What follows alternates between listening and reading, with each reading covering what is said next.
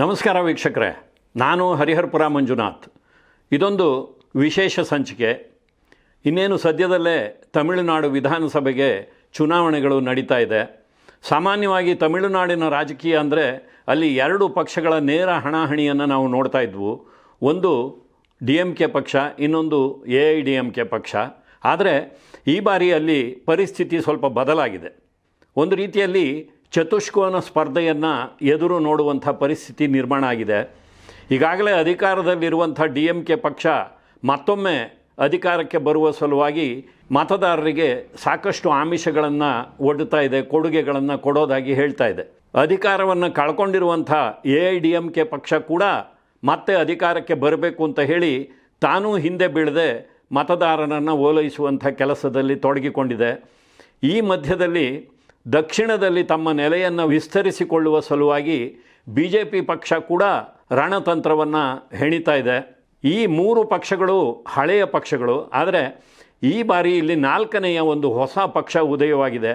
ಅದು ಚಿತ್ರನಟ ದಳಪತಿ ವಿಜಯ್ ಅವರ TVK ಪಕ್ಷ, ತಮಿಳಗ ವೆಟ್ರಿ ಕಳಗಂ ಎನ್ನುವ ಪಕ್ಷವನ್ನು ಕಟ್ಟಿ ಎಲ್ಲ ಕ್ಷೇತ್ರಗಳಲ್ಲೂ ಸ್ಪರ್ಧೆ ಮಾಡಿ ಅಧಿಕಾರವನ್ನು ಹಿಡಿಯುವ ಸಲುವಾಗಿ ತಮ್ಮ ಅಭಿಮಾನಿ ಯುವ ಬಳಗದ ಒಂದು ಪ್ರೀತಿಯನ್ನು ಮತಗಳನ್ನಾಗಿ ಪರಿವರ್ತಿಸುವ ನಿಟ್ಟಿನಲ್ಲಿ ವಿಜಯ್ ಅವರು ಪಣ ತೊಟ್ಟಿದ್ದಾರೆ.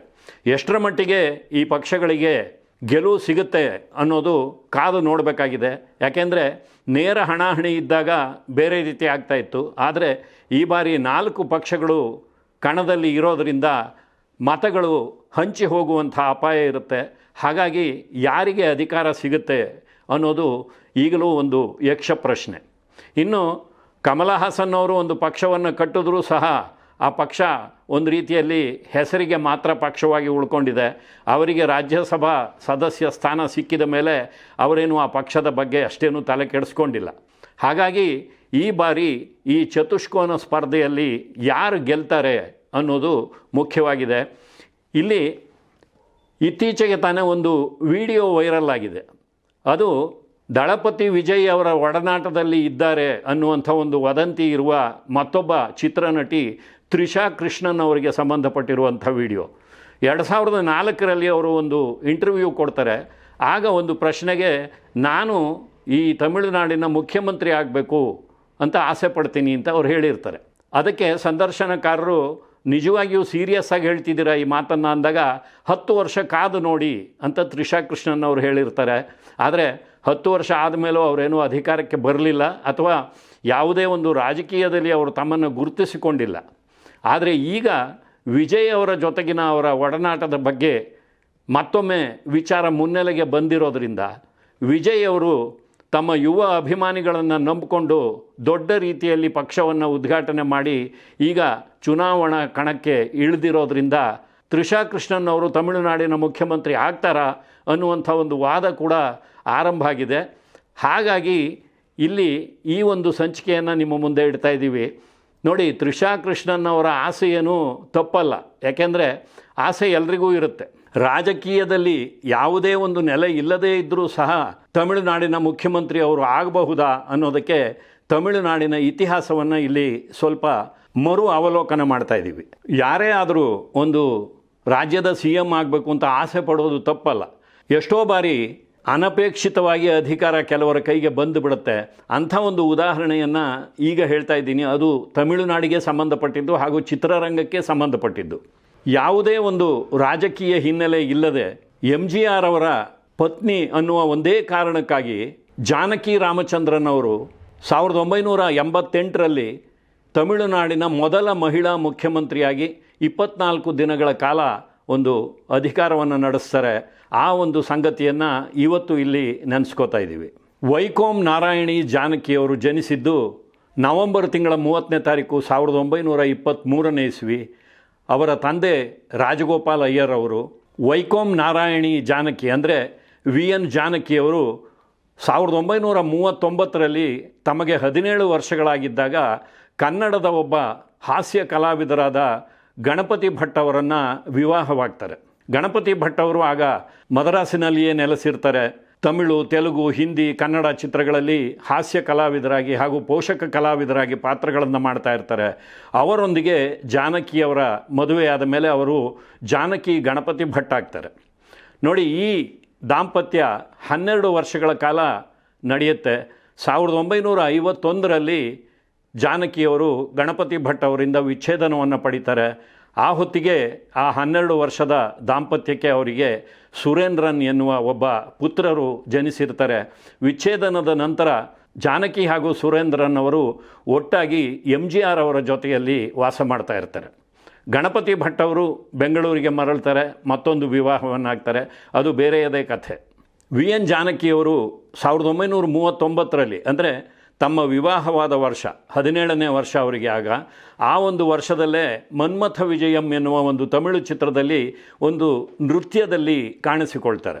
ಅದಾದ ಮೇಲೆ ಅನೇಕ ಚಿತ್ರಗಳಲ್ಲಿ ಅವರು ನೃತ್ಯಗಾತಿಯಾಗಿ ಸಣ್ಣ ಪುಟ್ಟ ಪಾತ್ರಗಳಲ್ಲಿ ಕಾಣಿಸ್ಕೊಂಡಿರುವಂಥ ಉದಾಹರಣೆಗಳಿದೆ. ಇದಾದ ಮೇಲೆ 1946ರಲ್ಲಿ ಅವರಿಗೆ ಶಕಟ ಯೋಗಂ ಎನ್ನುವ ಒಂದು ಚಿತ್ರದಲ್ಲಿ ನಾಯಕಿಯಾಗಿ ಅಭಿನಯಿಸುವಂಥ ಅವಕಾಶ ಸಿಗುತ್ತೆ. ಇದಲ್ಲದೆ ಅವರು ಜೆಮಿನಿ ಸ್ಟುಡಿಯೋದ ಒಂದು ಹೆಮ್ಮೆಯ ಕಾಣಿಕೆ SS ವಾಸನ್ ಅವರು ನಿರ್ಮಿಸಿದಂಥ ಚಂದ್ರಲೇಖಾ ಚಿತ್ರದಲ್ಲಿ ಕೂಡ ಪಾತ್ರವನ್ನು ಮಾಡ್ತಾರೆ. ಈ ಮಧ್ಯದಲ್ಲಿ ಅವರು ರಾಜಮುಕ್ತಿ, ಮೋಹಿನಿ, ಮರುದನಾಟ್ಯ ಇಳವರಸಿ ಮೊದಲಾದ ಚಿತ್ರಗಳಲ್ಲಿ MGR ಅವರ ಜೊತೆಯಲ್ಲಿ ಕೂಡ ತೆರೆಯನ್ನು ಹಂಚ್ಕೋತಾರೆ. ಮೋಹಿನಿ ಚಿತ್ರದ ಚಿತ್ರೀಕರಣದ ಸಂದರ್ಭದಲ್ಲಿಯೇ MGR ಹಾಗೂ ಜಾನಕಿಯವರ ಮಧ್ಯೆ ಪ್ರೇಮಾಂಕುರವಾಗುತ್ತೆ. ಇದಾದ ಮೇಲೆ 1951ರಲ್ಲಿ ಅವರು ವಿಚ್ಛೇದನವನ್ನು ಪಡೆದ ಮೇಲೆ MGR ಅವರ ಜೊತೆಯಲ್ಲಿಯೇ ಇರ್ತಾರೆ. ಆದರೆ MGR ಅವರ 2ನೇ ಪತ್ನಿ ಸದಾನಂದವತಿಯವರು ಇನ್ನೂ ಜೀವಂತವಾಗಿ ಇರ್ತಾರೆ.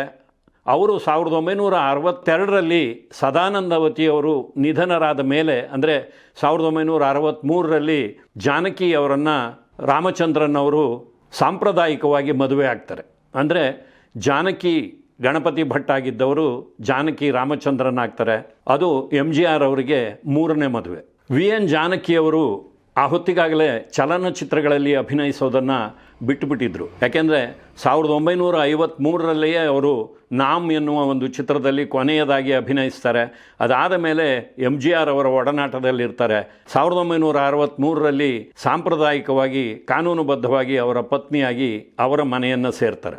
1977ರಲ್ಲಿ MGR ಅವರು ತಮಿಳುನಾಡಿನ ಮುಖ್ಯಮಂತ್ರಿಯಾಗಿ ಅಧಿಕಾರವನ್ನು ವಹಿಸ್ಕೋತಾರೆ. ಆಗ ಜಾನಕಿ ರಾಮಚಂದ್ರನ್ ಅವರು ಯಾವುದೇ ರೀತಿಯಲ್ಲೂ ರಾಜಕೀಯದಲ್ಲಿ ಪ್ರವೇಶವನ್ನು ಮಾಡಿರಲಿಲ್ಲ. ಆದರೆ ಪತಿಯ ಜೊತೆಗೆ ಅಲ್ಲೊಮ್ಮೆ ಇಲ್ಲೊಮ್ಮೆ ಕಾಣಿಸ್ಕೋತಾ ಇದ್ದರು. 1984ರಲ್ಲಿ MGR ಅವರು ಪಾರ್ಶ್ವವಾಯುವಿನ ತೊಂದರೆಗೆ ತುತ್ತಾದಾಗ ಪಕ್ಷದ ಪದಾಧಿಕಾರಿಗಳು, ಕಾರ್ಯಕರ್ತರು ಹಾಗೂ MGR ಅವರ ನಡುವೆ ಕೊಂಡಿಯಾಗಿ ಒಂದಿಷ್ಟು ಕೆಲಸವನ್ನು ಜಾನಕಿ ರಾಮಚಂದ್ರನ್ ಅವರು ಮಾಡಿರುವಂಥ ಅನುಭವವನ್ನು ಗಳಿಸಿಕೊಳ್ತಾರೆ.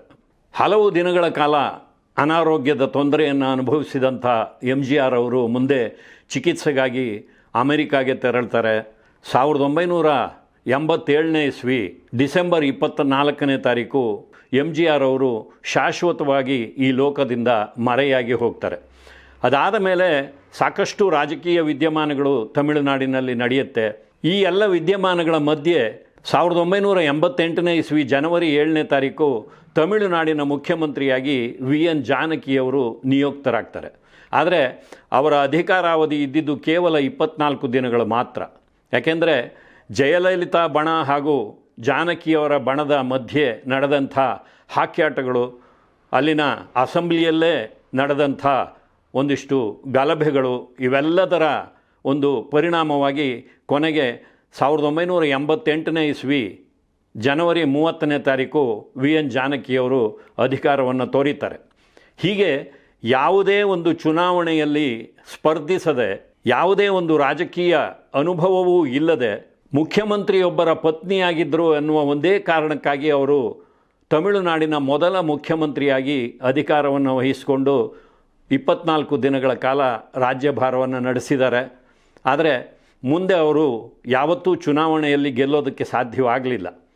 1989ರಲ್ಲಿ ಅಂಡಿಪಟ್ಟಿ ಕ್ಷೇತ್ರದಿಂದ ಅವರು ಚುನಾವಣೆಗೆ ನಿಲ್ತಾರೆ. ಆದರೆ ಸೋಲನ್ನು ಅನುಭವಿಸ್ತಾರೆ. ತಮಿಳುನಾಡಿನ ಮಟ್ಟಿಗೆ ಮೊದಲ ಬಾರಿ ಒಬ್ಬ ಮಹಿಳಾ CM ಅಂತ ನೋಡಿದ್ದು ಜಾನಕಿಯವರನ್ನು. ಮುಂದೆ ಜಯಲಲಿತಾ ಅವರು ಅಲ್ಲಿ ದೀರ್ಘಕಾಲ ಮುಖ್ಯಮಂತ್ರಿಯಾಗಿ ಒಂದು ದಾಖಲೆಯನ್ನೇ ನಿರ್ಮಾಣ ಮಾಡಿದ್ದಾರೆ. ಭಾರತ ದೇಶದಲ್ಲಿ ವಿ ಎನ್ ಜಾನಕಿಯವರು ಮಹಿಳಾ ಮುಖ್ಯಮಂತ್ರಿಯಾಗಿ ಅಧಿಕಾರ ವಹಿಸಿಕೊಂಡಿರೋದು 5ನೇ ಉದಾಹರಣೆ.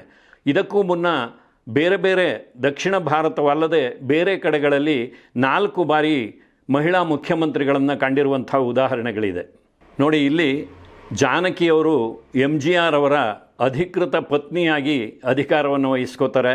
ಆದರೆ ಬಹಳ ಕಡಿಮೆ ಅವಧಿಗೆ ಆ ಅಧಿಕಾರ ಅವರಲ್ಲಿ ಉಳಿದಿದ್ದು, ಮುಂದೆ ಅದೇ MGR ಅವರ ಒಡನಾಡಿಯಾಗಿದ್ದಂಥ ಜಯಲಲಿತಾ ಅವರಿಂದ ಜಾನಕಿಯವರು ಅಧಿಕಾರವನ್ನು ಕಳ್ಕೋಬೇಕಾಗತ್ತೆ.